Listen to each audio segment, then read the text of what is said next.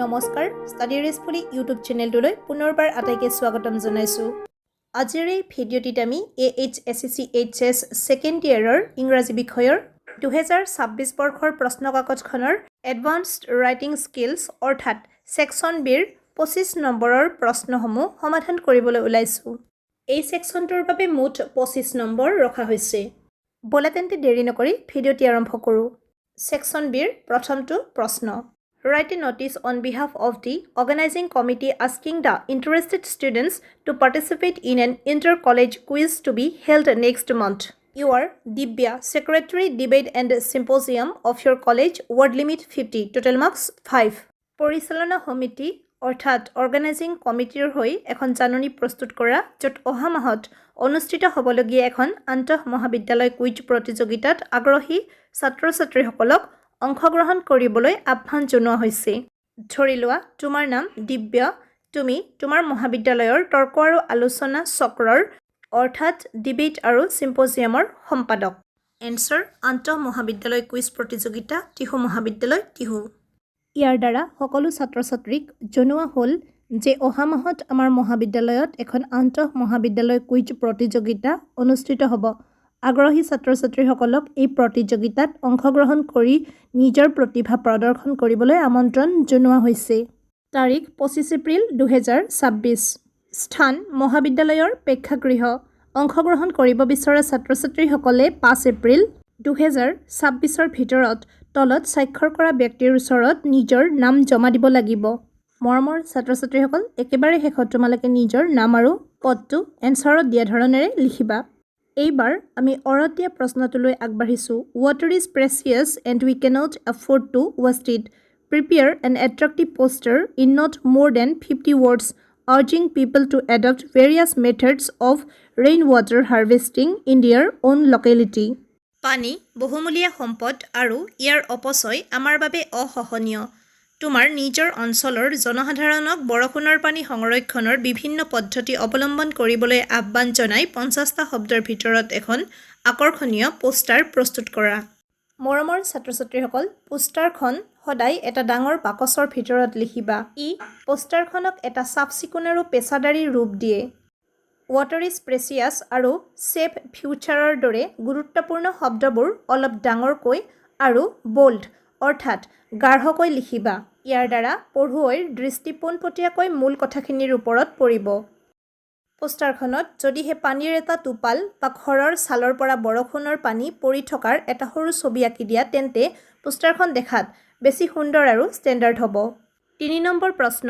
You went to a book fair in your town organized by the Publication Board of Assam. A large number of publishing houses from across the state participated in it. Write a detailed report on the event in 100 to 125 words to be published in the Assam Tribune. তুমি তোমাৰ চহৰত অসম প্ৰকাশন পৰিষদ অৰ্থাৎ publication board of এছামৰ দ্বাৰা আয়োজিত এখন গ্ৰন্থমেলা পৰিদৰ্শন কৰিছা য'ত ৰাজ্যৰ বিভিন্ন প্ৰান্তৰ পৰা অহা বহুতো প্ৰকাশন গোষ্ঠীয়ে অংশগ্ৰহণ কৰিছিল। এই অনুষ্ঠানটোৰ বিষয়ে 100 পৰা 125টা শব্দৰ ভিতৰত দি আছাম ট্ৰিবিউন কাকতখনত প্ৰকাশ কৰিবলৈ এটা ডিটেইলড ৰিপৰ্ট অথবা প্ৰতিবেদন প্ৰস্তুত কৰা। এই প্ৰশ্নটোৰ বাবে মুঠ নম্বৰ আছে 10। মৰমৰ ছাত্ৰ-ছাত্ৰীসকল ৰিপৰ্টটো লিখাৰ সময়ত কেইটামান মন কৰিবলগীয়া কথা। 1 নম্বৰতে আয়োজন আৰু উদ্দেশ্যৰ বিষয়ে আমি লিখিম এই গ্ৰন্থমেলাখন আমাৰ চহৰত অসম প্ৰকাশন পৰিষদৰ দ্বাৰা আয়োজন কৰা হৈছিল। ইয়াৰ মূল উদ্দেশ্য আছিল মানুহৰ মাজত কিতাপ পঢ়াৰ অভ্যাস গঢ়ি তোলা। 2 নম্বৰতে অংশগ্ৰহণকাৰী অৰ্থাৎ পাৰ্টিচিপেণ্টছৰ কথা আমি লিখিম অসমৰ বিভিন্ন প্ৰান্তৰ পৰা অহা বহুতো নামী দামী প্ৰকাশন গোষ্ঠীয়ে অৰ্থাৎ পাব্লিছিং হাউচে ইয়াত অংশগ্ৰহণ কৰিছিল। তেওঁলোকে সাহিত্য বিজ্ঞান আৰু শৈক্ষিক বিষয়ৰ বিভিন্ন কিতাপ প্ৰদৰ্শন কৰিছিল। 3 নম্বৰতে বিশেষ আকৰ্ষণ অৰ্থাৎ মেইন এট্ৰেকশ্যনছ। গ্ৰন্থমেলাখনত বিশেষকৈ শিশুসকলৰ বাবে থকা কিতাপৰ বিভাগটো আটাইতকৈ আকৰ্ষণীয় আছিল। ইয়াৰ উপৰিও কবি সন্মিলন আৰু গ্ৰন্থ সমালোচনাৰ দৰে সাহিত্যিক অনুষ্ঠানবোৰে মানুহক উৎসাহিত কৰিছিল। 4 নম্বৰতে জনসাধাৰণৰ সঁহাৰি বা পাব্লিক ৰেছপন্স কেনেকুৱা। সকলো বয়সৰ লোকে বিশেষকৈ ছাত্ৰ-ছাত্ৰীসকলে অতি আগ্ৰহেৰে এই মেলাত অংশগ্ৰহণ কৰিছিল। অসমৰ সাহিত্যিক সংস্কৃতিক আগুৱাই নিয়াত এই মেলাই বিশেষ ভূমিকা পালন কৰে। মৰমৰ ছাত্ৰ-ছাত্ৰীসকল, এইবাৰ আমি 3 নম্বৰৰ কৰত থকা প্ৰশ্নটো লৈছোঁ। Your school / college has recently celebrated Cleanliness Week, organizing a series of programs and competitions. Prepare a report in about 125 words to be published in your school / college magazine. তোমাৰ স্কুল অথবা কলেজত শেহতীয়াকৈ ধাৰাবাহিক কাৰ্যসূচী আৰু প্ৰতিযোগিতাৰ জৰিয়তে স্বচ্ছতা সপ্তাহ অৰ্থাৎ ক্লিনলিনেছ উইক উদযাপন কৰা হৈছে। এই বিষয়ে প্ৰায় 125টা শব্দৰ ভিতৰত এটা প্ৰতিবেদন অৰ্থাৎ ৰিপৰ্ট প্ৰস্তুত কৰা, যিটো তোমাৰ স্কুল অথবা কলেজৰ আলোচনীত প্ৰকাশ কৰা হ'ব। মৰমৰ ছাত্ৰ-ছাত্ৰীসকল, এই ক্ষেত্ৰত কেইটামান মন কৰিবলগীয়া কথা। 1 নম্বৰতে স্থান আৰু সময়, কেতিয়া আৰু ক'ত এই সপ্তাহটো পালন কৰা হৈছিল সেইটো উল্লেখ কৰিব লাগিব। 2 নম্বৰতে হৈছে কাৰ্যসূচী, চাফ চিকুণ কৰাৰ উপৰিও কি প্ৰতিযোগিতা যেনে কুইজ, ৰচনা লিখা বা চিত্ৰাংকন হৈছিল সেই বিষয়ে লিখিব লাগিব। 3 নম্বৰতে মন কৰিবলগীয়া কথাটো হৈছে, যিহেতু এই স্কুলৰ আলোচনীত প্ৰকাশ পাব, গতিকে ভাষা অলপ বৰ্ণনামূলক হ'ব লাগে যাতে স্কুলৰ আন ছাত্ৰ-ছাত্ৰীয়ে পঢ়ি অনুপ্ৰাণিত হয়। এইবাৰ আমি 4 নম্বৰ প্ৰশ্নটো লৈছোঁ। You are Aruna / Arun. You have just come across an advertisement for the post of assistant teacher in Modern High School, Kualpara. Write an application in response to the advertisement. Include in the application your biodata as well. তুমি অৰুণা অথবা অৰুণ। তুমি গোৱালপাৰাৰ modern হাইস্কুলত এজন সহকাৰী শিক্ষকৰ পদৰ বাবে এটা বিজ্ঞাপন দেখিছা। সেই বিজ্ঞাপনৰ উত্তৰত এখন আবেদন পত্ৰ লিখা। আবেদন পত্ৰখনৰ সৈতে তোমাৰ এটা চমু বায়'ডাটা অন্তৰ্ভুক্ত কৰা। প্ৰশ্নটোৰ বাবে টোটেল মাৰ্ক আছে 10।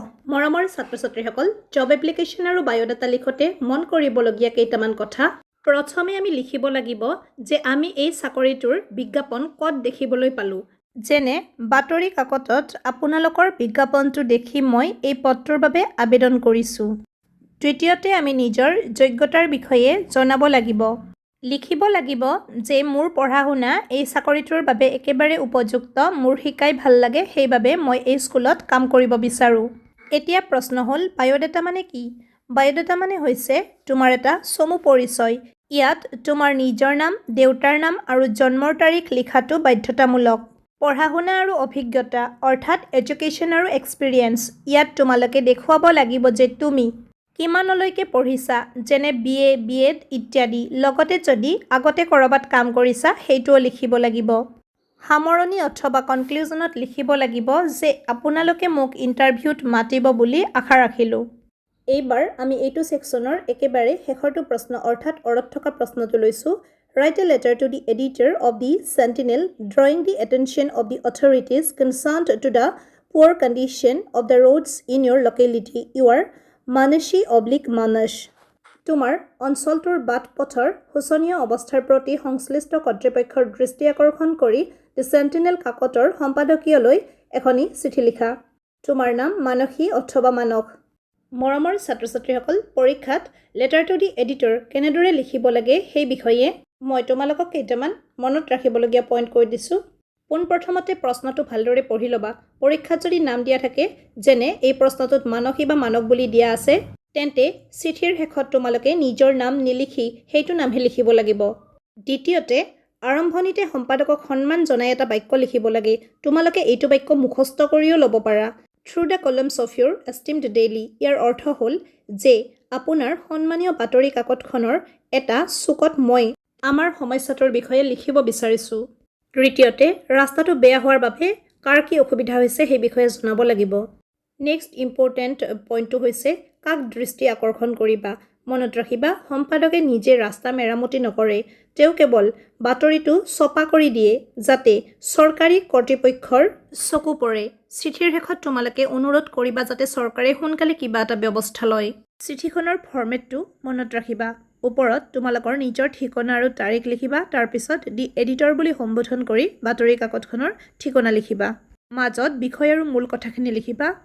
একেবাৰে শেষত yours faithfully বুলি দি নিজৰ নামটো লিখিবা। মৰমৰ ছাত্ৰ-ছাত্ৰীসকল, ভিডিঅ'টি ইমানখিনিতে শেষ হ'ল। বুজি পোৱাত কিবা অসুবিধা থাকিলে কমেণ্ট বক্সত কমেণ্ট কৰি জনাবা। ভিডিঅ'টি চাই ভাল লাগিলে লাইক আৰু শ্বেয়াৰ কৰিবলৈ নাপাহৰিবা আৰু লগতে চেনেলটো ছাবস্ক্ৰাইব কৰিবা। ধন্যবাদ।